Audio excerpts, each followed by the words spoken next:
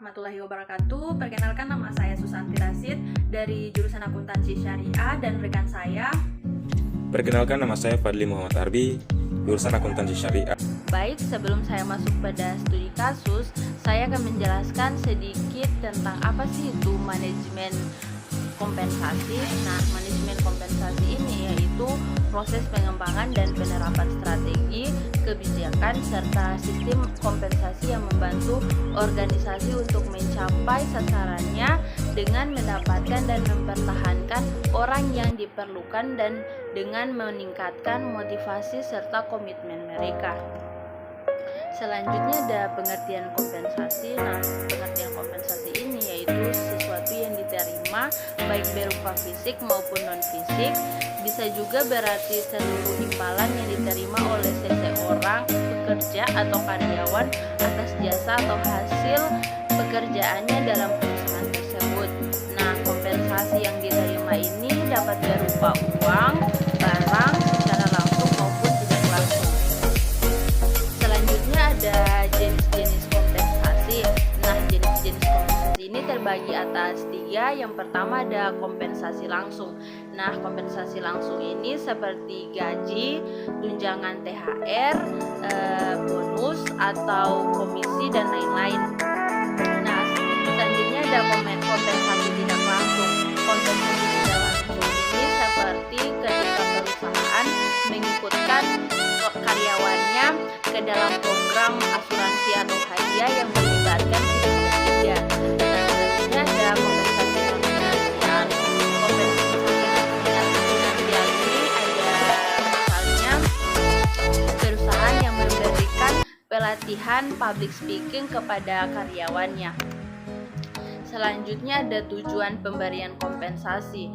Nah, tujuan pemberian kompensasi ini menurut Hasibuan yaitu yang pertama ada ikatan kerjasama, yang kedua kepuasan kerja, yang ketiga pengadaan efektif, yang keempat motivasi, yang kelima stabilitas karyawan, yang keenam ada disiplin, yang ketujuh pengaruh sering buruk, yang kedelapan ada pengaruh pemerintahan. Ada sistem dan kebijakan kompensasi. Nah, sistem dan kebijakan kompensasi ini ada terbagi 3. Yang pertama, sistem waktu. Dalam sistem waktu ini, kompensasi gaji atau upah itu besarnya ditetapkan berdasarkan standar waktu seperti jam, hari, minggu, atau bulan. Yang kedua yaitu ada sistem hasil atau output, yaitu di mana dalam sistem hasil itu besarnya kompensasi atau upah ditetapkan atas kesatuan unit yang dihasilkan pekerja seperti per potong, meter, liter. Dan yang ketiga ada sistem borongan. Nah, sistem borongan ini adalah suatu cara pengupahan yang menetapkan besarnya jasa didasarkan atas volume pekerjaan dan lama mengerjakannya. Selanjutnya ada faktor-faktor yang mempengaruhi besarnya kompensasi. Nah, faktor-faktor yang mempengaruhi besarnya kompensasi ini terbagi atas 8. Yang pertama itu ada penawaran dan permintaan tenaga kerja. Yang kedua ada kemampuan dan keadilan perusahaan permintaan. Yang ketiga ada serikat buruh atau organisasi karyawan. Yang keempat ada produktivitas kerja karyawan. Yang kelima ada pemerintahan dengan undang-undang dan kepresnya. Nah, yang keenam ini ada biaya hidup, yang ketujuh posisi jabatan, dan yang kedelapan ada pendidikan dan pengalaman karyawan. Nah, itulah penjelasan saya tentang manajemen kompensasi. Selanjutnya kita masuk pada studi kasus yang ada pada PT Jaya Lestari yang akan dijelaskan oleh rekan saya Fadli Muhammad Arbi.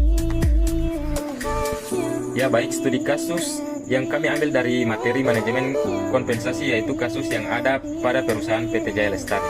Nah, PT Jaya Lestari merupakan sebuah perusahaan di mana perusahaan ini memiliki pegawai tetap dan kontrak, di mana perusahaan memberikan kompensasi berupa gaji, tunjangan, dan bonus atas kinerja karyawan berdasarkan pada jabatan, pendidikan, dan masa kerja, serta kemampuan masing-masing setiap pegawai.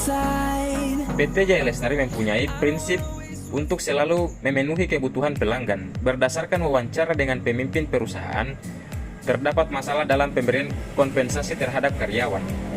Terdapat beberapa karyawan yang keluar dari perusahaan dikarenakan gaji atau upah yang tidak sesuai dengan yang diinginkan karyawan. Pemimpin perusahaan mengetahui permasalahan ini berdasarkan informasi yang beliau dapatkan dari mandor, di mana karyawan keluar dari perusahaan dikarenakan pemberian gaji atau upah yang menurut mereka tidak sesuai. Pemberian kompensasi seperti bonus kepada karyawan pun juga kadang menimbulkan kecemburuan antara karyawan satu dengan karyawan yang lainnya, yang mengakibatkan menurunnya kinerja para karyawan yang merasa digunakan tidak adil. Kondisi seperti ini menimbulkan karyawan tidak dapat produktif dalam bekerja dan pekerjaan tidak dapat selesai dengan tepat waktu. Hal ini dapat merugikan perusahaan yang mengakibatkan kepuasan pelanggan kinerja tidak sesuai dengan tepat waktu. Oleh karena itu, pemberian kompensasi yang adil dan benar akan meningkatkan produktivitas karyawan dalam menyelesaikan pekerjaan dengan tepat waktu. Nah, itulah studi kasus yang ada pada PT Perusahaan Jaya Lestari. Adapun penerapan atau rekomendasi yang ada pada perusahaan ini, seharusnya pemberian kompensasi lebih adil jika diterapkan berdasarkan lamanya karyawan tersebut bekerja. Dan seharusnya PT Jaya Lestari ini memberikan pelatihan terdahulu agar semua karyawan bisa bekerja dengan baik dan menyelesaikan pekerjaan tepat waktu.